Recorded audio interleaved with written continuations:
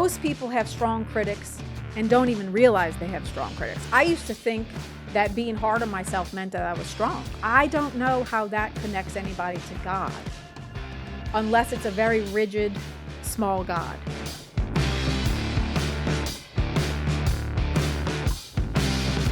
All right. Hey, guys. Welcome back to the studio. Today we have the swearing therapist, Julie Booksh. All right. Welcome to the studio, Julie. Thank you, Mike. Yes. I'm glad to be here. Yes. I know we're going to have a good podcast because we've had such good off-camera conversation. Well, good. I'm ready. Yeah. Well, I want to share with the audience, and I want to know about your journey into your profession. You're known as the swearing therapist. Yes, I am. Yes. Oh, okay. Well, that's a different journey. Yeah. But my journey into my profession, it's a personal journey. And, Yeah. a lot of people don't realize that most therapists go into the field because of their own stuff. Yeah. And that was true for me, too. I used to be an accountant, and I was 23 when I got married the first time. And I was 24 when I left that marriage. And when I left that marriage, I didn't know I was leaving for good. I started to see a therapist because there was so much, I don't even know what's really me and what do I really want versus what religion says I should want versus what other people say I should want. Yeah. And so I started therapy to help me through that process. I ended up leaving that marriage. I stayed in therapy and through my own journey, because once you make a decision like that, well, for me anyway, I started to question everything. Yeah. Why do I believe what I believe? Why do I have the career that I have? Why do I choose the relationships that I choose? And so these were huge questions that I was looking at, and I was devouring self-help books. I worked as an accountant during the day. On the nights and weekends, I was reading everything that I could. And then I started to think, maybe I want to switch careers. Like, no, that's crazy, But then my therapist said, why don't you just go take a class at night? And so that's what I did. I ended up auditing.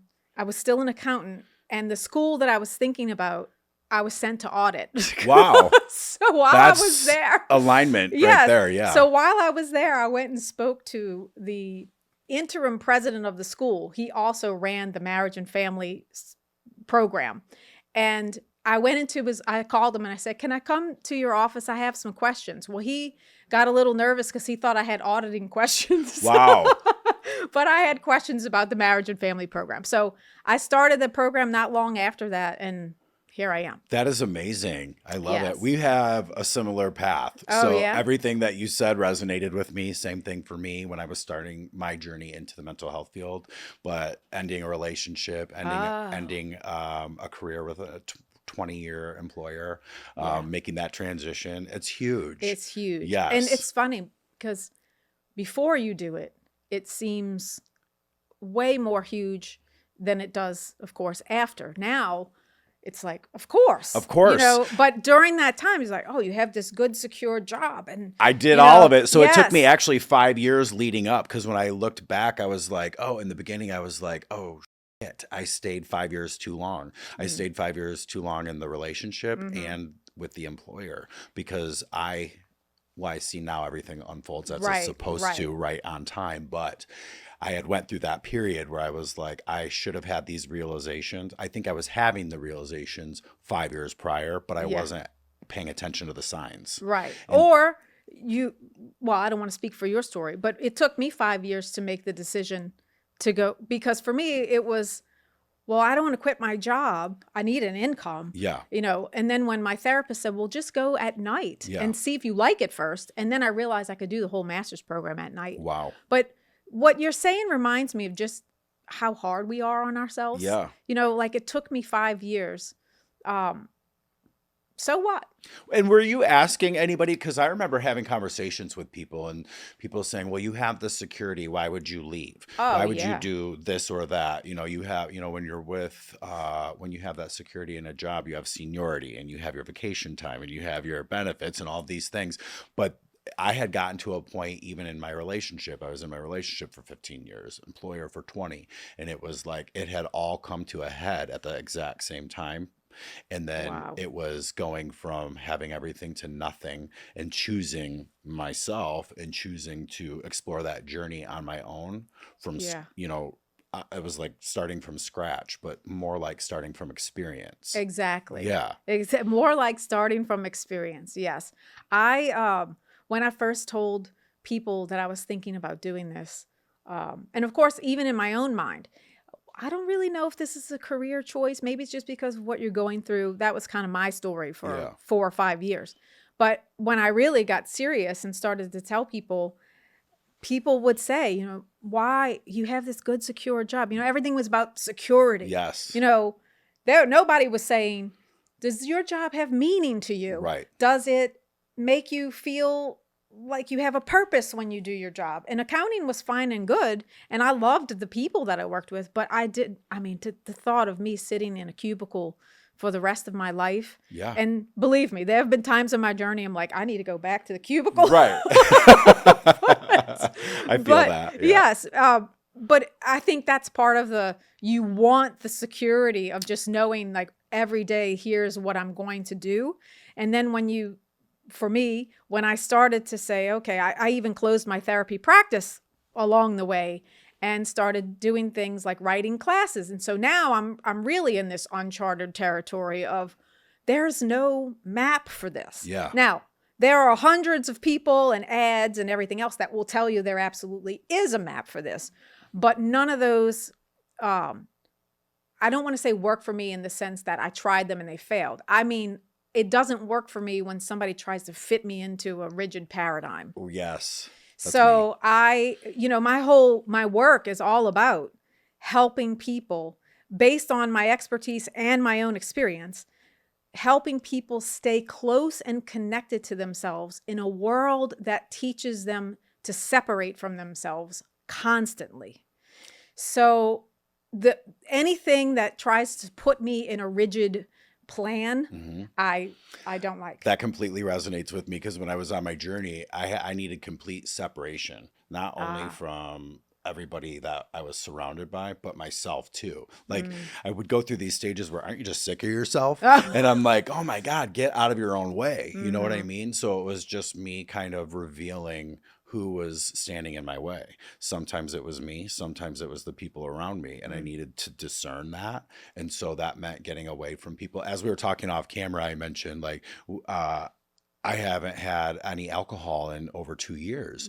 And that was something I had started way back when. I would challenge myself to see what I controlled and what controlled me. Right. And that came down to caffeine, alcohol, television. I just wanted to know, social media, my cell phone. And I would give myself these mini challenges, like go 90 days, none of this. And I could hit every one of those things. Wow. And I was shocked that I could do it kind of, in the moment. Because I was like, wow, it really is mind over matter for me, maybe not for everybody. Because I would talk to other people and they would say, wow, I could never do that. I could never give up social media I could never be off Facebook for 30 days like that. And I was like, really, why? And then it would push me to do it longer because people would tell me that. I was like, let me just see how long I can really go. Yeah. And so the alcohol thing kept evolving because I would go back and forth, I understood like I could go out and drink because I used to question when I was,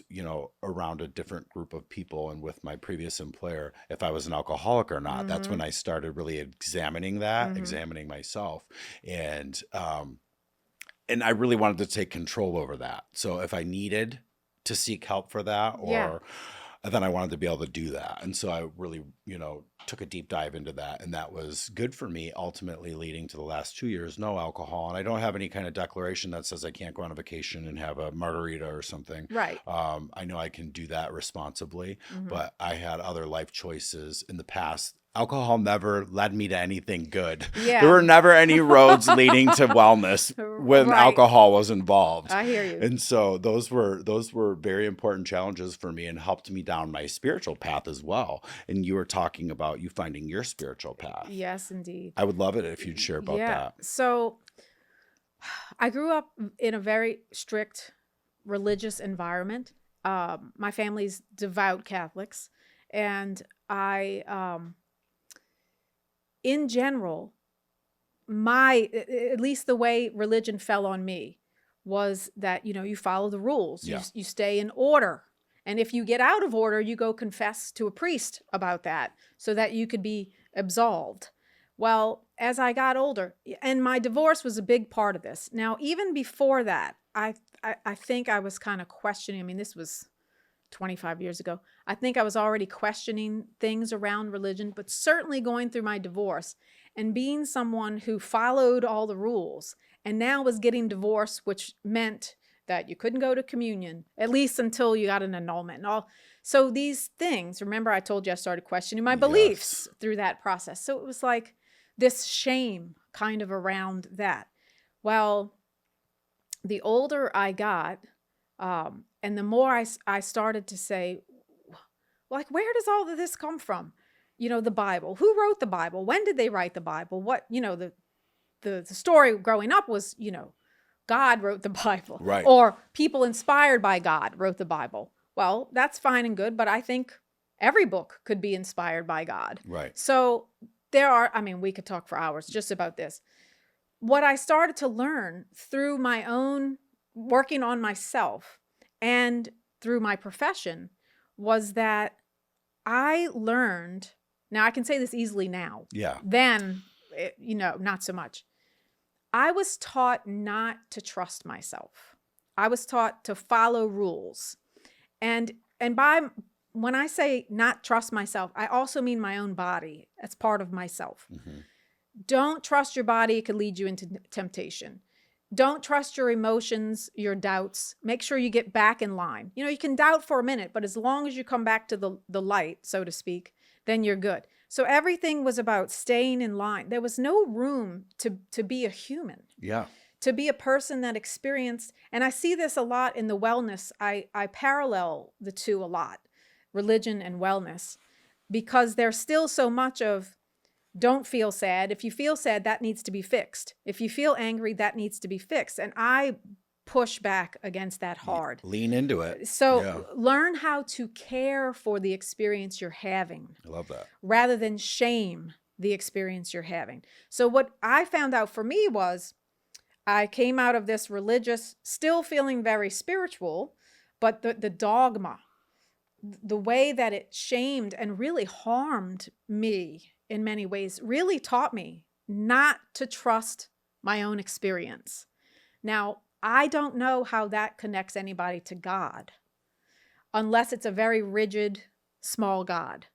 So I had to learn, and will for the rest of my life have to learn how to trust my body, how to trust the emotions that arise in me, how to give them care and reverence rather than I'm this thing that always needs to be changed and fixed. And nothing's ever good enough. Every time you turn around, there's something else you should be learning. Something, and I'm not saying that learning is bad or anything like that. But I had, and I feel even the pathology in the mental health field, everything is a pathology, everything is a disorder. What if that means everybody is human? Now, I'm not saying there are not real things that people need to get care for. I will absolutely support that. That is not how I work with people. First of all, I don't work with mental health disorders, if you will. Right. I'm a non-pathologizing person. I help people with recognizing and standing up to their inner critic. I help people recognize and push back against shame. So those two things, the inner critic and shame, were such powerful forces for me that learning how, and a lot of it came from religion, I think, that one of Hillary McBride, she's a psychotherapist who specializes in religious trauma. And I remember her saying, they gave us an inner critic and called it the voice of God. And it was like this thing you were taught, God's always watching you. Mm-hmm. So you develop this internal thing that's always watching, judging you, deciding if you're right or you're wrong, are you okay, are you not okay? And that, dealing with that and fighting against that and learning even to befriend that has been a hugely spiritual process for me, because in that you learn to grow inside of you an inner loving witness. not just the critic. Right. Most people have strong critics and don't even realize they have strong critics. I used to think that being hard on myself meant that I was strong. Right. And I had no idea how very little, if any, I loved myself. Meaning, I don't mean that I had warm, fuzzy feeling, oh, I'm so wonderful, I love myself. That's not what I mean. I mean the way I cared for myself. Yeah. The way that I treated myself when I made a mistake or when I make mistakes. It used to be if I made a mistake, I hurt somebody's feelings or whatever it might be, I was really mean to myself. Yeah. Like abusively mean. I didn't know that that's what that was. Right. And now I've learned how to have self-compassion. And I can honestly say self-compassion has become in some ways my religion. Yeah. Giving yourself grace. Yes. Yeah. And not just giving yourself grace, giving yourself love and adoration and being able to say, sweetheart, it's okay. It's okay that you made a mistake. And the thing about I mean, this is like this ripple effect, right? Self-compassion actually helps you be more accountable. I think a lot of people think that being hard on yourself makes you be more accountable. But in my own experience and in the world, in a lot of my work, being hard on yourself often makes people avoid being accountable because they're trying to avoid the shame they feel when they own it. Right. That makes sense. Self-compassion lets you be more accountable because you know when I can say, wow, I really screwed up. Like I really hurt that person or whatever I did, that I'm going to meet that with care and not beating. And so I can hold and nurture the hurt that I'm feeling about that. And then I don't have to avoid the bludgeoning because it's not there anymore. Yeah. And now I can stand in that power and say to whomever, wow, I really hurt you and I'm sorry or whatever. So it's a ripple effect of even how we treat each other in relationships. I believe that resonates with me too. And again, very similar in the way that I found myself on my journey was allowing myself to forgive myself. Right. For the way I did used to beat myself up during those times. And I was learning about discipline versus being hard on myself. Right. Like disciplining myself in the way that I was committed to learning about myself. Right. And getting away, kind of unlearning everything I had previously learned. Oof. But putting that into a blueprint for myself to find my spiritual path. This is just for me, and it was very confusing, right? And it's like, it is. Yeah, and I had to separate myself because people don't understand. And when you start talking like that, when you're going through something like that, people are like, what the hell are you talking about, right? So I had to find a little bit of isolation in that, but it was so therapeutic for me during that time because it really revealed everything about myself to myself. Yeah, that's a relationship that is not given enough focus. Even right now, you see so much, and rightfully, you see so much about community and connection, and all that is fine and great. Mm-hmm. But the thing that over and over again keeps missing is the inner community inside yourself and your ability to be connected to yourself and understand the multiple diverse parts of you inside of yourself. And sometimes I worry that there's so much emphasis on community. There is a loneliness epidemic, people say. And I'm not arguing that, but I worry that there's so much emphasis on community that people still don't know how to be with themselves. Yes. And I think that still, because I think you can feel more lonely in a community sometimes. Oh, absolutely. Because you can feel like people can't witness you or can't hear you, don't understand you. And then you go back, to yourself or to your home or wherever.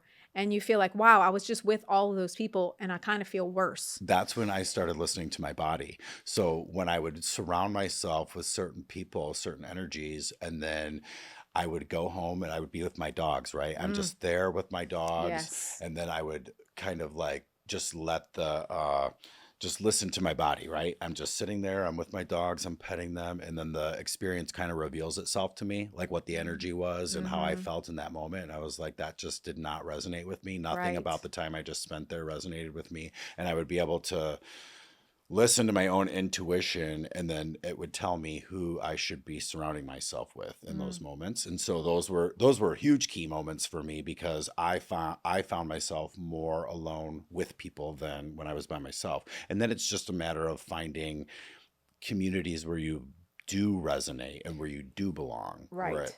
where it feels good, and you're pouring into yourself and others. Yes. There's How about that? reciprocity. Yes. Yeah. That's beautiful. Thank It, you. it that's a, oh God.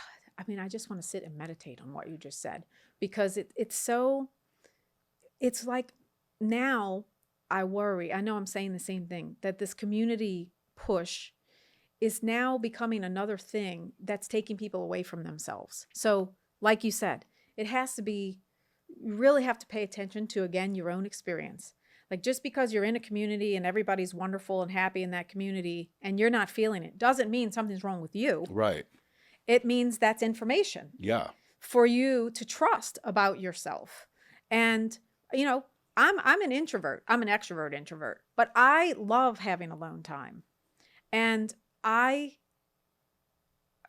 need to work on, when I'm alone, actually being alone and not distracted by the phone or Yes. whatever. But even the community thing can feel really strange for people who are introverts. I don't want to be in a community where I have to do this, that, and not all communities are like that. I don't mean to imply that. But the part where, how do I make sure that I know how to be with me? And that I'm not using even community to avoid that, is important. I'm with you, because I've always described myself as an introverted extrovert, or an extroverted introvert, Yeah. however you want to say it. And because I'm very much a people person. I Mhm. love people. I Mhm. love sharing experiences, but I cherish my private time, my alone time. Oh, me It too. means a lot to me. I remember when I was really taking a deep dive into myself, I had some energies around me that would call me a hermit or a recluse and these things. And I was okay with it. Yeah, like, Honestly, what's wrong with I that? was totally okay with that. I Yes. was like, it was kind of said to me like in a negative connotation, but Yeah. I embraced it. I was like, this is how I recharge my batteries. This is what I need. Absolutely. Right. And weren't some of the most, like, brilliant minds in the world probably were hermits and recluses? Right. Like, Exactly. you know why? Because they didn't have somebody telling them how to think. Exactly. They could touch the greatness, if you will, or the God, if you will, in them, that's trying to bring in each of us something different out. How can you understand yourself if you don't know what's going on? So that was also when I started writing. So I had started keeping pen and Beautiful. paper around so I could purge thoughts. Yes. And it was like, I found therapy in that. And it was, and then I would be able to revisit those thoughts on Yeah. paper. It was very helpful in my self audits. It was funny when you mentioned audit earlier, because that was when I started doing these audits for myself over a decade ago, where it was like I would start my kind of goals, not like when you start a new year and you have your New Year's resolutions. Yeah. I would just kind of like, here's the direction I'm going. Here's what I'm leaving behind, and here's how I want to move forward, kind of deal. And then I would revisit everything I wrote over the past year and kind of move forward. Yeah. And that I just found that therapeutic in understanding my own thoughts, reading them back to myself. Yeah. And sometimes reading them out loud. Oh, it's so great to hear your own voice. Yeah. I have journals. I have so many journals. I have journals of just dreams that I've had, because I do a lot with nighttime dreams. And then I have journals of, like, me doodling, or different thoughts that I have, or if I was having, like, intense feelings where I'm venting those out or whatever. And sometimes I'll just grab one of my journals and I'll just open it. Yeah. And I'll read something and I'm like, wow, I really needed to hear that. Like, even I love now, that. I really love needed that to you hear just said that. I knew you were going to say it. That's amazing. I was really on point that day. Like, wow, I forgot about that. I needed to hear it again today. That's amazing. And how your own words can provide comfort. Very validating for yourself too, to read it back and know that you're in touch with yourself. Yes. You know, because I get out of alignment sometimes. Like then I get caught up in the noise of everything. And it was really important to me to put this podcast together. When I was going through that process, I didn't want to be on camera. I didn't want to, I didn't feel comfortable with any of that. And I really wanted to put other people in the forefront of that. So I started crafting that, and it took me quite a bit to get over those hurdles with myself. Yeah. And that was a more self-exploration, pushing myself and why, you know what I mean? That I needed to know. And then it was like I needed to know. Yeah, it was that whole process. And it was such a journey, but I needed a platform to relate with other people that are like you said, you don't fit in a box, and it's a lot of people don't. And I work with a lot of people in the mental health field over the course of 30 years that they need humans need customization, right? Like I need customization for myself in every aspect of my life. It's like, what works for me? I can't just follow that plan. The plan needs to be laid out by me, for me, and with who, you know, who I'm with. Exactly. I'm the same way. I mean, I can't even think of an example at the moment, but like even just growing a business, like it has to be this way. It has to be. And anytime somebody says it has to be, I have a visceral no. Yeah. So and then I have to take my time and go, okay, wait, let me really like take this in and think. But at first I'm like, don't tell me something has to be. I just had this all conversation. my swearing's going to come out. Yes, exactly. I love swearing too. So that's hilarious. But I had just had this conversation with someone the other day that we clicked, and I was explaining that I do things backwards. So in starting my business, we were comparing notes, right? Yeah. I was talking to this person, and we both had that in common, that we do it backwards. We've observed other people, and I was like, what works for other people, I noticed doesn't work for me. Right. And I start backwards and move this way, and that has always served me best. Right. And I can't, I'm a being. I'm not a machine. You know, I mean, I'm part machine in that my body has all these systems that automatically work, and sometimes they need a tune up or whatever.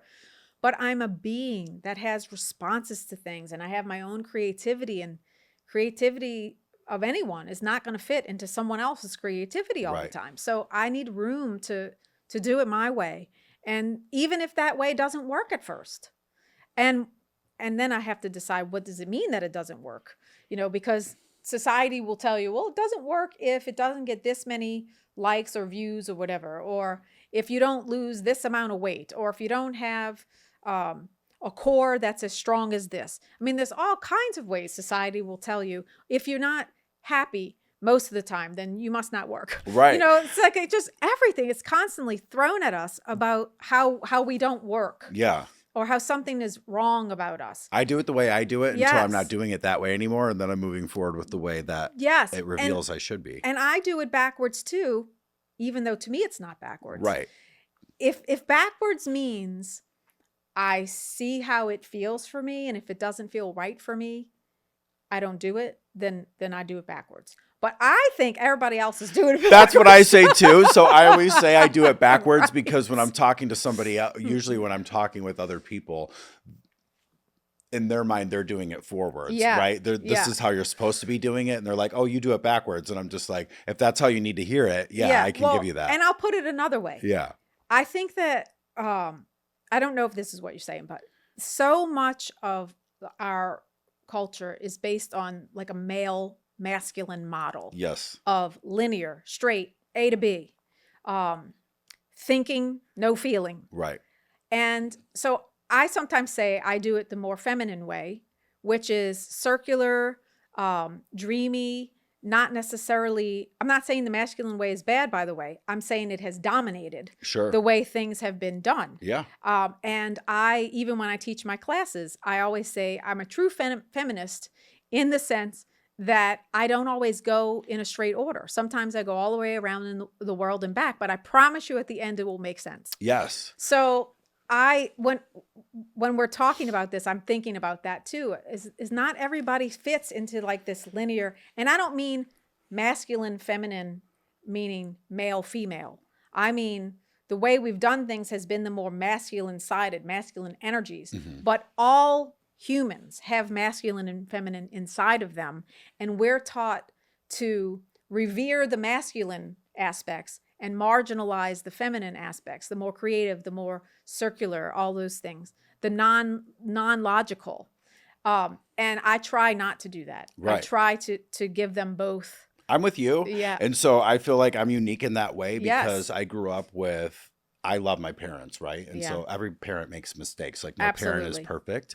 So I don't put them on too high of a pedestal, but I love how they did things. I love Mhm. their marriage. They've been Yeah. married for 54 years. Amazing. They're 72 years old. And I think I had a masculine father. He was a Mhm. hunter, a fisherman, he was a provider, all the things. Right. But he hugged us boys, told us he loved us, told us we were handsome, all the things. He didn't have, Yeah. any qualms about those things. Yeah. I never, ever, ever heard my father disrespect or degrade my mother. Yeah. And my mother never, ever did that to my father. That's She wonderful. never emasculated him.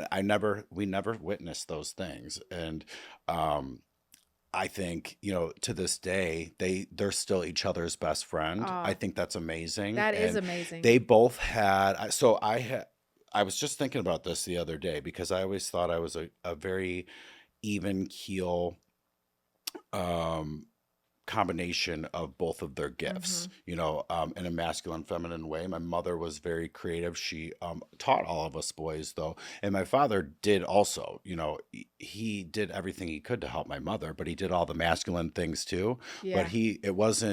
he wouldn't have not had us vacuuming or learning to cook or do laundry. We had to learn all of those things. Yeah. It's kind of like you do those things in the military, like in boot camps, you see Yeah. those things. Exactly. Our dad had us doing all those things. We had to That's do great. all of it, Yeah. help our mother and all of that. So she had 3 boys to raise and, managing her husband and her household. Right. So I always appreciated that. So that was demonstrated for me. So in comparison to other men kind of coming up into my own, Yeah. they did not grow up like that. Right. And so it was always like, oh, that's feminine to be able to do these things, right? Right. And my mother was more on the creative side, which I was on the creative side of things. My brothers were older than me, more into sports than I was. Yeah. I was a little bit, but more on the creative side. Yeah. Art classes and various things like that. And my mother tapped into those energies because I spent more time with her, being 5 years younger Right. than the older brothers. Oh, that's amazing. Right. And so I felt like I had a different perspective coming Yeah, up. you had a nice balance. I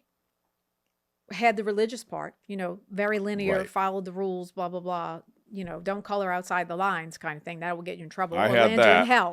Okay.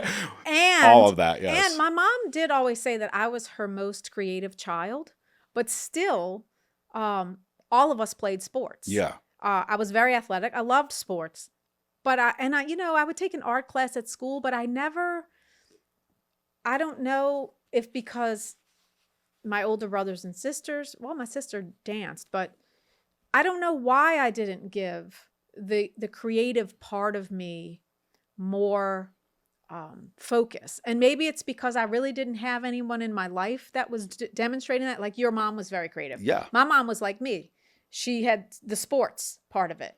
And my mom is still like, she just doesn't play sports anymore. Yeah. But she would always emphasize, you're my most creative child, but I guess I didn't know what to do with that. So I Yeah. just did the thing that, the sports, the stuff that everybody it's around me was environmental, doing. yeah. Yes, my whole Exactly. neighborhood played sports. Yep. I did that too. Yeah. And back to the religion piece, because we had that. That's where I say like we differed, right? Yes, So none of that yes. that piece did not resonate for me in my childhood. Hmm. So as The religious religious piece. the religious piece. But see, and I was the opposite. I was hook, line, and sinker. I was the good little girl that followed out. We And went my mom would have also said that I was her most spiritual child. And what she meant by that was that I was the one that took everything the most seriously. Yeah. Like we all went to church. We didn't have a choice. We didn't have a choice. Right. So I don't know what she meant by that, but maybe she just thought that I was more interested than my siblings were. My about older it. brothers were,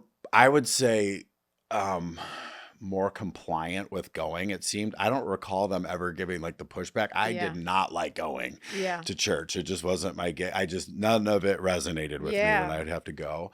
And it was like waking up on Sunday morning and trying not to make noise, thinking like, oh, if I don't make any noise, they'll sleep in, right? Like that stuff. And then when we were teenagers, we were all hellions. So both my brothers and myself, like we, breaking curfew, doing all the teenage things and going down the wrong trail. But my dad had rules, like if you didn't make it to church on Sunday, don't come home at all. If you don't make curfew, like it was if you want to live here, you have to go to church. And that's still his rule to this day. Like if you when you go visit them in Florida, we're going to church on Sunday. It's still that way. But that's his thing, and I respect that we have difference there. And so that's taken a lot of years working on understanding my own spiritual path so I can respect his. It does. Because I didn't respect his for so long. It pushed me in another direction. I almost felt like I wasn't spiritual for a period in my life because of that. And then I had to reconnect with that when I had a ground zero, transition in life. It was like I had a rebuild. I called it like my internal 9/11. It was like, that's when I had what I called my spiritual awakening, and that helped me to understand him better. Yeah. And so it's funny how that works. It's unique, isn't it? Yeah. Very, very unique experience. Yes, it's true. You push away from people, and it's almost like it's a necessary part of the journey. Yeah. It's like the hero or the heroine's journey, which I know are a little bit different, but like you got to go away from everything so that you have your own self-discovery process. And then I feel like once you get secure in your own, and when I say secure, I mean that loosely because it's always changing for me.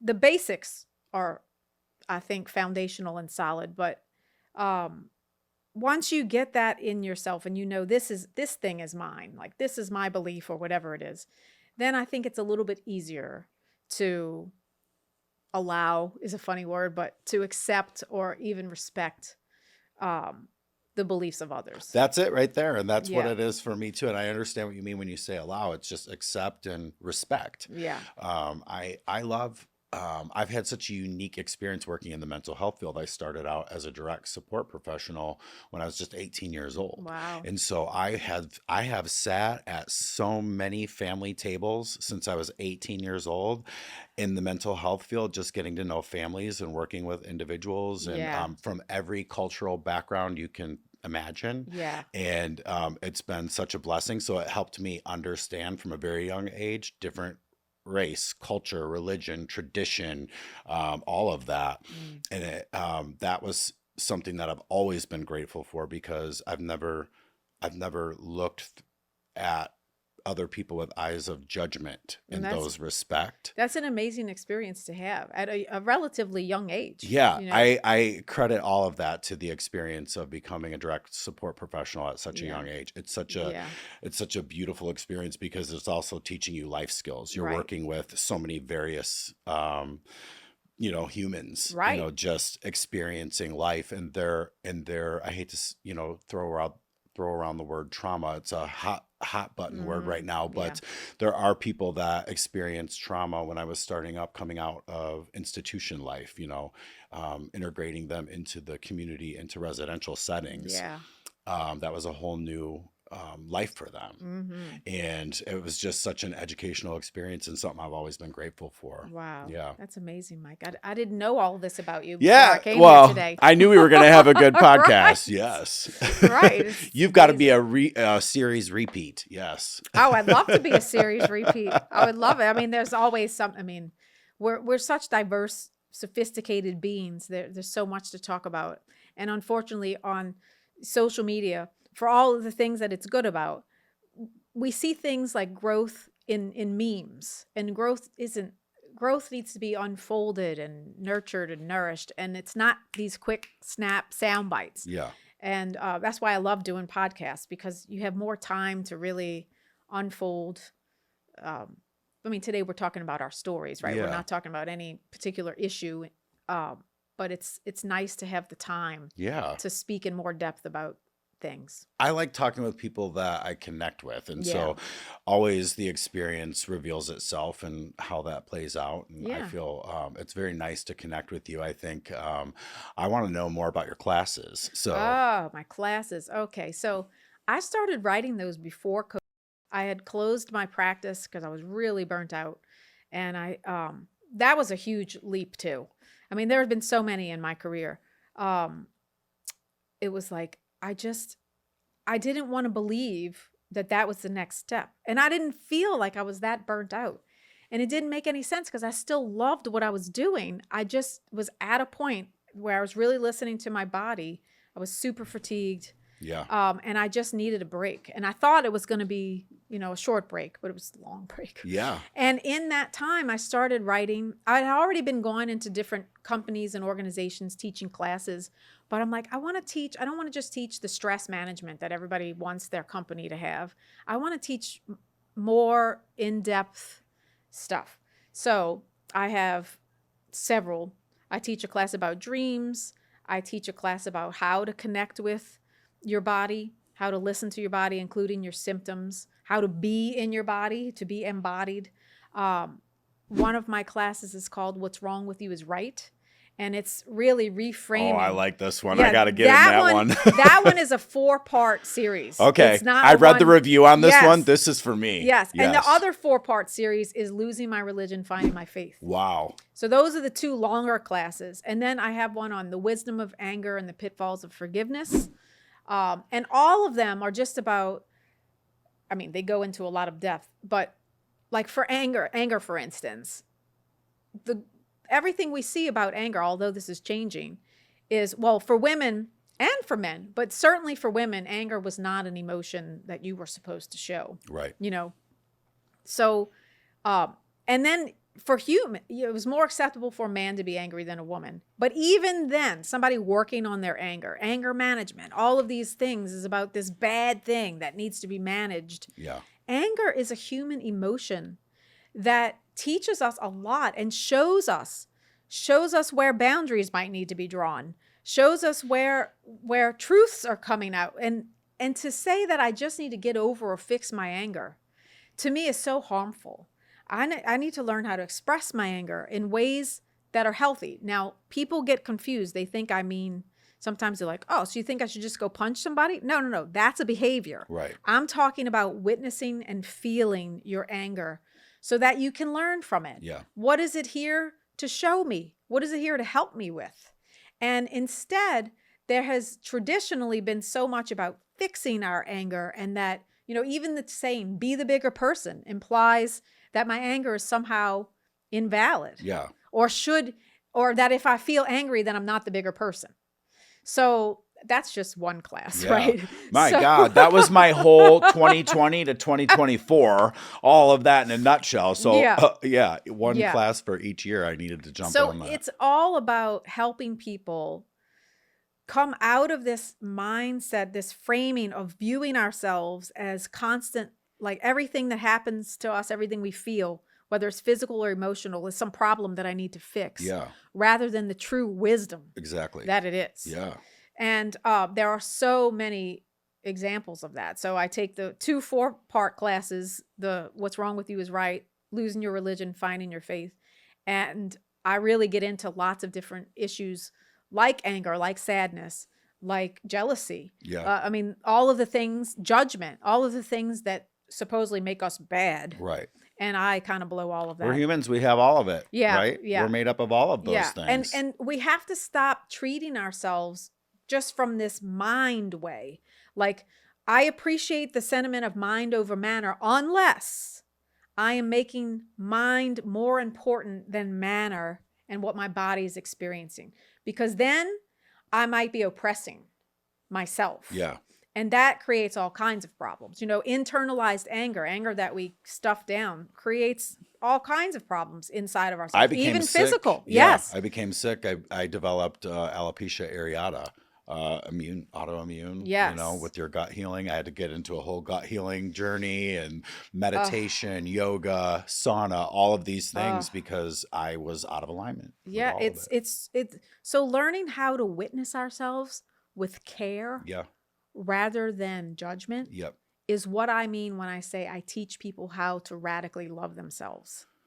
And that's an ongoing process, I feel like, because Oh, while I have experienced everything we're talking about and I've worked on it all, it's things I need to continue to work on. And that's why I'm saying, like, I would love to get involved in your classes, yeah, because these are things that I'm reliving again. So, like, it doesn't mean that they go away. It's an yeah, ever evolving journey of keeping yourself on track, I think, for me. absolutely. For me too. Yeah. I think that's a huge part of why I teach it. I Yeah. need to learn it over and over again too. Right. And again, we need to learn that we're going to have reactions and responses to people. And that doesn't mean that's like something's bad or wrong. That's Right. information that we need to learn to tune into. Yep. So that we can make decisions that don't abandon ourselves, that don't have us abandoning ourselves. Yeah. And it requires, so, okay, I have this anger. I'm going to not just try to get rid of it, not just try to suppress it. I'm going to really sit with it across the table and say, okay, anger, let's talk. Hmm. And then here comes the hard stuff. Now I've gotten to know my anger. I've gotten to understand it. I've gotten behind my anger and supporting my anger. And that means I might have to go have some hard conversations. Yeah. And that's the part where people are like, oh, crap, I don't really know about this anger. Because I would rather just suppress it and not have to go. Because until now I got to face some things that maybe I have been, It actually gets kind of enjoyable after a certain point, Yes. because I like facing new things. Yes. I'm going through a phase like that right now. Oh, I love Like, I that. hit this one of those times in my life where I need to revisit all the things, because everything's kind of come back up. And that's right? what it does. I think it's that spiral that we talk about, that the journey is a spiral. You come back to similar things over and over again, but you go deeper and deeper with those things. That's it. I think that There's more to learn. that is a really big shaming part of the quote unquote healing journey. People think that, okay, I learned this thing, I'm healed. And then they can be really hard on themselves when a challenge comes up and, Yeah. oh, I thought I was healed. Healing does not mean, for me, healing does not mean I'm done with that problem. Right. For me, healing means that I know how to care for myself when the things come up. Yes. That when the problem comes up, of course I'm going to go, oh crap, here we go again. Right? I do it all the time. Of course I'm going to do that because I'm human. But hopefully my, oh, here we go again, Yes. doesn't turn into, what the is wrong with Yes. I used to do it all the time, because I'd be like, are you kidding me? I Right. thought I put this to bed 10 years ago, Right. and here we go again. And then I just started to laugh out loud Yeah. at myself, and I Yeah. was like, embrace it Right. and roll with it, because this is the way it is. And then it was Exactly. like, and it's interesting, because have you ever watched a movie that you've seen, several times, but every time you watch it, you learn something new or see something new. Absolutely. It's like reliving that same experience again, and I've learned Absolutely. again and again, and Right. it helps me evolve. Right. We're a never ending evolution. Yes. We're not okay, I achieved this and like I'm set for life. Right. One of my favorite therapists, his name was Stephen Levine, and him and his wife have written lots of books about grief and lots of other things. And both of them have passed away. And one of my favorite quotes is, he said, those who insist that they have their together are usually standing in it at the time. Yes. And it's like, why? That's why we have to be careful of the messaging out there that implies that you have to have it all figured out, and Right. that if you don't, you're somehow a up. Yeah. Like you're supposed to be a mess. You're supposed to life is messy. It is. Right? Love, I don't mean that you enjoy all of the mess, but if you can enjoy some of it, that would be great. And understand that no one, and I don't care who they are, no one has everything figured out. And we have to just learn how to really be loving toward ourselves, because I think the world needs it. Mm-hmm. I agree. It's so funny too, because my mom said something so profound one day, and it was so simple. She doesn't swear. I don't know how me and my brothers came from my parents, because neither one of them swear, but we came out swearing. Yeah. And we're just that way, and always have been. And one day she swore. She said, I was visiting them in Florida, and I asked her something, and her response to it was, I don't know. It was just one of those questions about life, right? And she just said that, and I about busted out laughing because true. She's like, as And far if we along can in life, all get to the I don't know part, you will discover so much. Yes. And that's what it was like, one of those deep conversations. And she just said that. And it was so caught me off guard because it was just not what I was expecting. And, you know, I just think that she's a very strong woman. She faced a lot of adversity in her childhood with her parents. And she did not have like the loving parents that I grew up with. You know, she just didn't have that. And she was an amazing mother. Like, she was born to be a mother. And although us boys did not do her justice as children, unfortunately. Well, you were children. Right. We were kids, right? You were doing your job too. Yes. And so I just thought that was so profound when she said it. I was just like, I love the shit out of you right now. Yes. I don't know shit. Right. Yes. It was amazing. And everybody's knowing is so unique and individual. You know, and I don't know shit allows you to find your unique individual knowing. And I say it all the time now too, because I'm just like, as far along, you know, I started after my journey with my employer came to an end, and I started my business in 2016. You know, as much as you evolve and you want to grow each year, I say the same thing over again. It's like, oh my God, I feel like I've come so far, but I haven't, you know, I don't have anything figured out. You come so far, but you still have so far to go. Right. And so it's just, I embrace that though. I look forward to each year and the lessons that are coming each year, even though it's a bunch of right. It's like, oh my God, just embrace the and roll. Yes. Like, we go this way, we go that way. It's like the world needs to learn. I know I need to learn how to be less rigid. You know, it's got to be this way. It's got to be that way. I have to be this way. I have to be that way. Yes. And that's probably why I dreamt about snakes the other day. You know, 'cause they're wiggly and curvy. They're not rigid. Right. And didn't we just come off the year of the snake? I don't know. Wait, I think. Now it's the year of the horse. Right. Yeah. Yes. The fire horse, right? Yeah. We'll have to explore. I think you're right. I think we did just come off the year of the snake, but I guess I'm maybe on the year of the snake. Yes. My dreams have told me. I was born in 1977, so in the Chinese zodiac, I am the snake. Oh, I'm 75, and I am I don't remember. I'll have to look it up. I don't have know. to look it up too. Yeah. I used to look at it when I go to the restaurant. The Chinese, on the table. Have it on the table. Yes, that's how I know. Yes, yeah. I just forgot. I've seen it. The rabbit? I don't remember. Maybe I'll have to look that up. I'll get on that. When do you have classes coming up soon? I don't have the dates yet, but the next one that I'm doing is the Losing Your Religion, Finding Your Faith class. That's beautiful. It is my #1 most requested class. Yeah. Well, I'd love to sign up. Yeah. I'd love to have you. Yeah. I definitely got to have you back on the podcast for more topics. And you're just a wealth of knowledge and such a pleasure to talk to you. I've been having the best time. Same, Mike. And I'd love to come anytime, really. I love it. Really? Yes. We're going to have to set up like a 4-part miniseries. Oh, we can.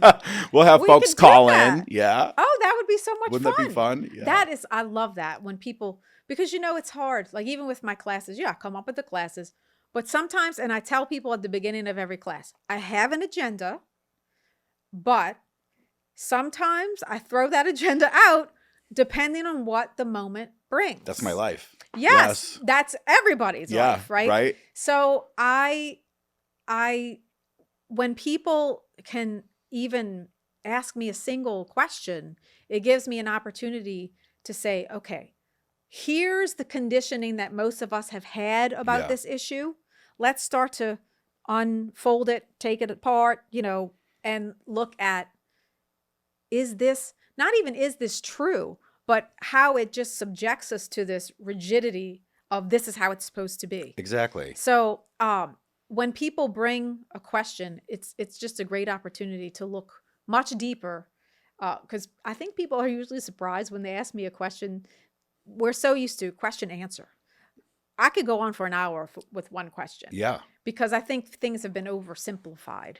And humans are complicated, and there's people want quick answers to complicated questions, right? And we're just not that simple as humans. I don't think. And usually when somebody asks me a question, I have like 5 back first, because I'm trying to understand what exactly is it that you're You're asking listening me? to understand. That's what Yes. makes you so amazing. Yes. Thank you. Yeah. Well, that's beautiful. And it's not as common as one might think, right? Yeah. Unfortunately, in today's world, it doesn't seem to be. No. I believe it's there, Yeah. but it doesn't seem to be the viral thing, if you No. could say it that way. Absolutely. Yeah. Now, where do you do the classes? Do you run them Online. online? Okay. Yeah. So like Zoom? Yes. Okay. Got it. Yes. If you ever want to do an in person, I'm going to open the I was studio thinking to about you. that Yes. earlier when you were giving me the tour, and I Yeah. was like, huh. We can Because set up sometimes I anything am we want. We looking. got a conference room, Yeah. and I know a bunch of people that would love to participate. Wow. We have the beautiful Jordan Sakalian in common who connected Oh, yes, us. she's awesome. Yes, I bet Yes. I bet we could get her on board to come in. Yeah, Yeah. she's wonderful. I love Jordan. Yeah. But I would love to come here and teach a class. Amazing. I would love to Yeah. facilitate that. Like we can get that all set up Let's do it. for sure. Look at us. Yes, rocking and rolling. Doing things backwards over here. Yeah, exactly. That's how we do. Right. Now, Julie, where can the audience find you? My website, juliebooksh.com. I have some free resources on there. One is I have a PDF on quieting your inner critic or taming. I can't remember which one I called it. And then I have a free 30-minute webinar on rethinking happiness, which goes into much deeper about some of the things we were talking about. And then on my media page, I have several interviews on different topics that are longer form interviews that Yeah. can really, some of them are 20 minutes. Yeah, So we can really get into some topics. that's fantastic. Yeah. Do you have a YouTube channel? I do, but I don't do much with it. We're going to So- have to work on Okay. that. I do have a channel, but I don't do much with it. Yeah. Well, you'd be a beautiful, wonderful resource for many. And I'm sure that there's an audience on YouTube that would be looking to find you. Well, that's where you have to help me because I Yeah, don't have a clue. absolutely.